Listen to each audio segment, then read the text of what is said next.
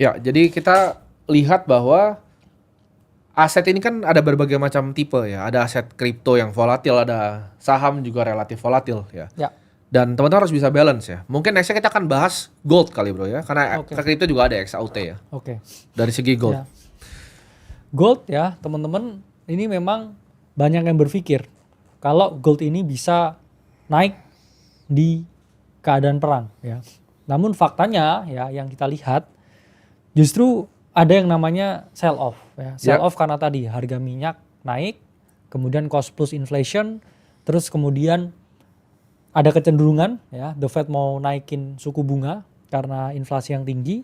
Nah, kenaikan suku bunga itu akhirnya menyebabkan berbagai kita ngomong aset berisiko cenderung malah mengalami penurunan ya. Gold juga udah over spekulasi ya. Dia drop ya 28% nih ya. Kita ngomong 30% dari high-nya ya. Dan oke, kita pakai chart gold lah ya. Ya, lebih enak pakai gold aja kali. Nah, oke.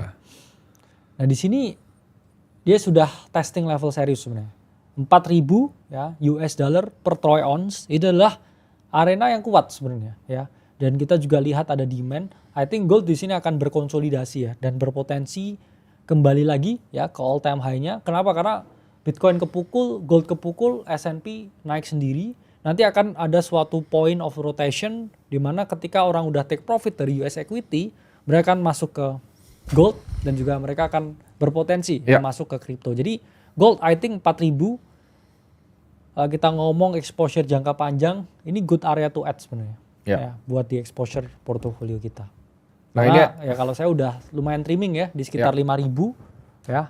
Dan ya nggak dapat 5.000 loh ya karena spread juga ya. Cuman ya at least ya ini aset yang mana ada di ya area akumulasi sebenarnya sekarang.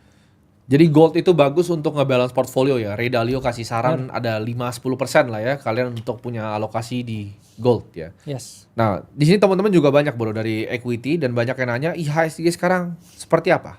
Oke. Ya. Kita kalau ngomongin ya IHSG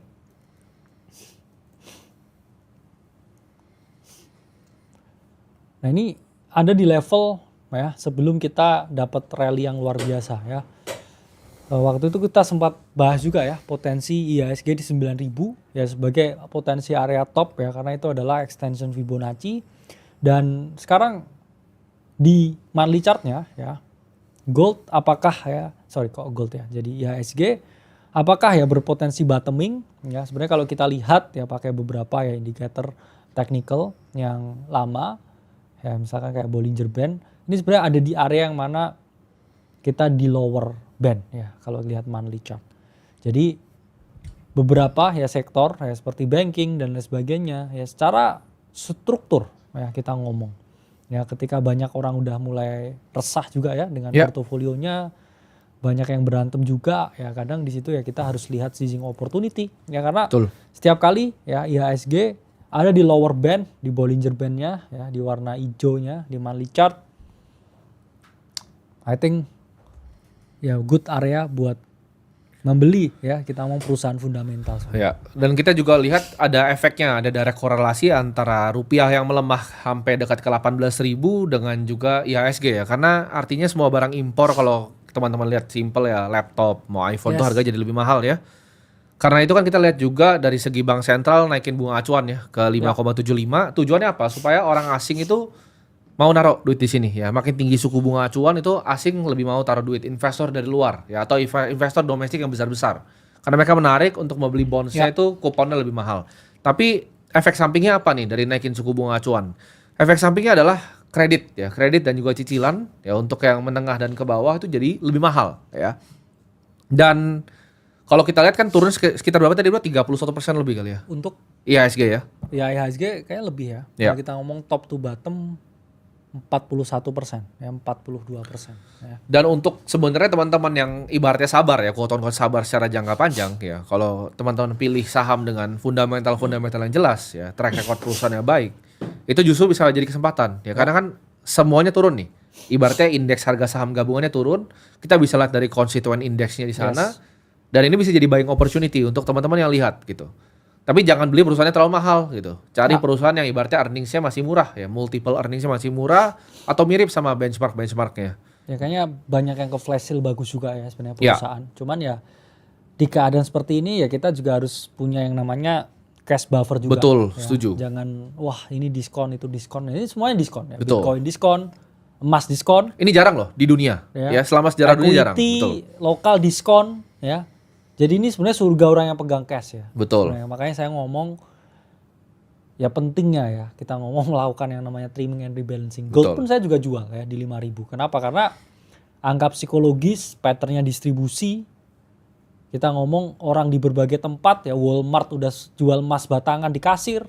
Ya, Kemudian emak-emak di Indonesia udah panik beli gold. betul. Ya, banyak orang buka toko Itu emas dadakan. saatnya jual. Itu saatnya jual ya. Top signal itu. Ya. Top signal. Semua orang udah bikin toko emas. Ya benar. Kita jualan emas. Kita jualan emas ya. Maksudnya kayak makasih buat tokonya kan ini emas. Ini emasnya. Ya. Mungkin tokonya ini emasnya. Ya karena ya kita harus paham ya namanya suatu event ya market apapun. Tapi uniknya itu mulai nggak di Indonesia loh. Kalau lu perhatikan itu mulainya di Vietnam kan sebenarnya. Vietnam, Filipina itu udah mulai diserbu dulu tuh toko emas tuh. Baru Ya. habis itu Indonesia mulai banyak, tapi itu dia saatnya jualan. Di saat semuanya paling rame, di situ saatnya kita trimming. Ya makanya ya itu tadi ya kita nggak boleh kita mana punya suatu keyakinan ya yang mana ya kamu kan investasi tujuannya juga untung ya makanya jangan anti yang namanya trimming, rebalancing Betul. karena yang denger kita ya kita ngomong rebalancing di Bitcoin ya rebalancing emas pun saya juga ngomong ya saya Ya. nggak yang kayak karena ya kita harus paham ya investasi itu cari untung kan sekarang kalau kalian rebalancing kalian pegang cash kalian lebih pede. Bisa bahkan beli. Hah? Bisa cicil pelan-pelan pas diskon. Ketika masih pegang cash. Iya ya makanya. Bahayanya udah nggak punya cash. Bener. Nah, karena itu pun kalau kalian lihat investor terbaik di dunia, Berkshire cash-nya 30-an% bro. Dan ini highest dari history Paling dia. gede ya. Dia pasti tahu sesuatu yang ibaratnya kita orang biasa ini nggak paham gitu ya. Jadi kalau kita lihat treasury yang dipegang sama Berkshire Hathaway it's 30% gitu Yang dari aset 400 value. billion loh ya, T-billsnya. Ya. Tebel gitu. Itu tuh kayak negara loh 400 billion Iya. tuh kayak beli treasury negara dan ini pun pelajaran yang kita belajar juga ya. Di mana posisi cash itu jadi hal penting karena di saat aset diskon, cash is king. Ya, Oke. Jadi jangan kalian cuma mikirnya untuk cari yield ya, tapi punya posisi sebagai defense itu juga penting ya. Jadi ibarat ada defense, ada offense, lo harus bisa ngebarbel gitu loh. Mana posisi serang, mana posisi bertahannya gitu. jangan nyerang terus gitu Jangan kan. nyerang terus, Lupa kalah. bertahan terus kebobolan gitu kan. Kebobolan itu kalah nanti. Ya.